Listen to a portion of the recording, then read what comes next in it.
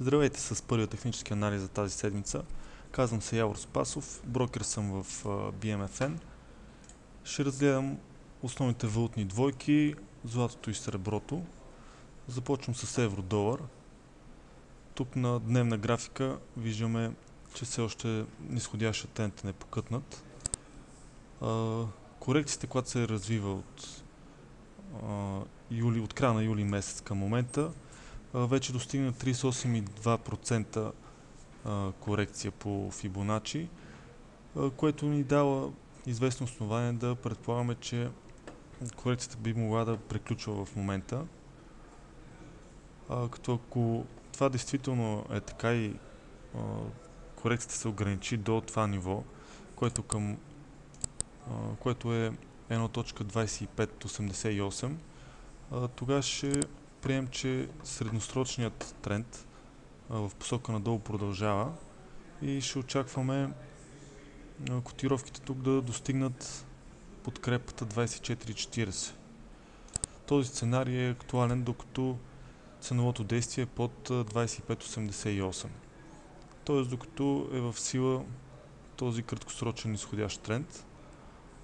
Ако той бъде преодолян и котировките продължат да се движат в посока нагоре, следващата цел за тях ще е съпротивата 1.2690. При паунда видяхме пробив на този рейндж в посока нагоре, като последователно бяха постигнати трите таргета, съответно 1.5818, 1.5850 и при съпротивата 1.5911, която съвпада с 61.8 корекция, възходящото движение се обърна и в момента се развива тренд от малък порядък в посока надолу. Той виждаме на по-малките графики, че все още е в действие. Така че и тук, подобно на евро-долара, докато е в сила този малък нисходящ тренд, ще очаквам котировките се върнат обратно в рейнджа и евентуално да продължи средносрочният тренд надолу, който е от порядъка на това движение. Той ще очаквам пробив под 1.5268 с таргет далечното ниво 1.3470 и евентуално, ако този сценарий се развие по този начин, може да видим и по-ниско дъно от дъното, което беше от началото на 2009 година. В посока нагоре, ако съпротивата 59.11 бъде преодоляна, тогава шансовете ще са вече повече на страната на биковете, съответно да атакуват 1.6050 и върха от април месец при 1.630.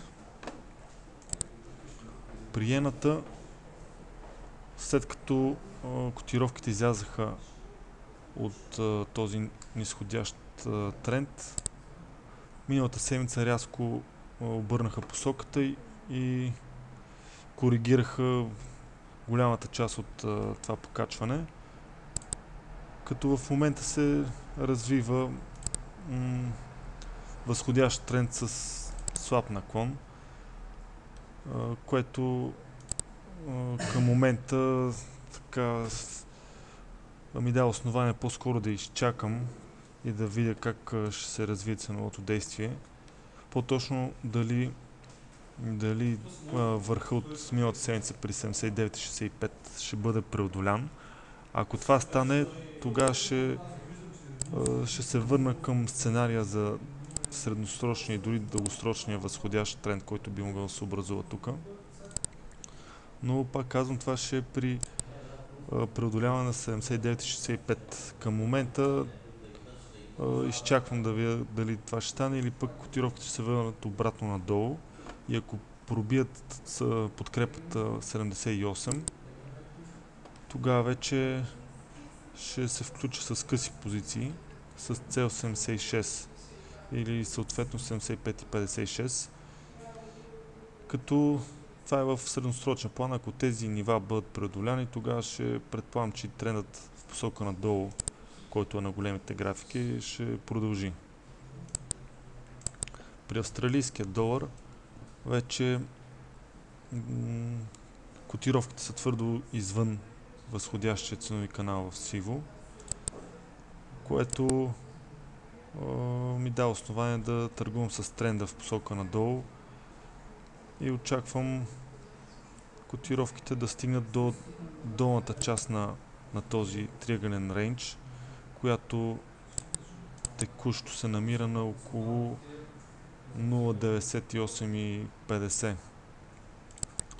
Това, разбира се, е едно движение в времеви хоризонт седмици или месец, а на по-малките графики, докато активен изходящия тренд, ще търгувам интрадей с къси позиции.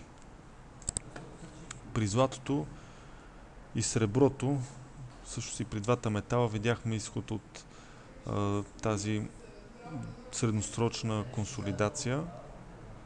Котировките при златото минаха 1641, което беше последната съпротива, и вече са на следващата, която вече е извън рейнджа. Виждаме очертаващ се възходящ тренд, като следващата цел при него е 1760.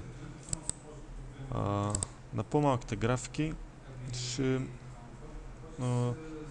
търгувам с дълги позиции, докато е активен този тренд. Съответно, ако бъде преодолян, ще изчакам корекция, която може би ще тества отново тази нисходяща съпротива, след което отново ще търся вход за дълги позиции. Като при среброто картината е почти аналогична. Виждате същия пробив на консолидацията. Тук на малките графики също трендът е възходящ, като ако бъде преодолян, отново ще очаквам корекция, която евентуално да тества отново средносрочната динамична съпротива, и тогава ще търся вход отново за дълги позиции. Това от мен за днес. Благодаря за вниманието. Пожелавам ви успех в трейдинга.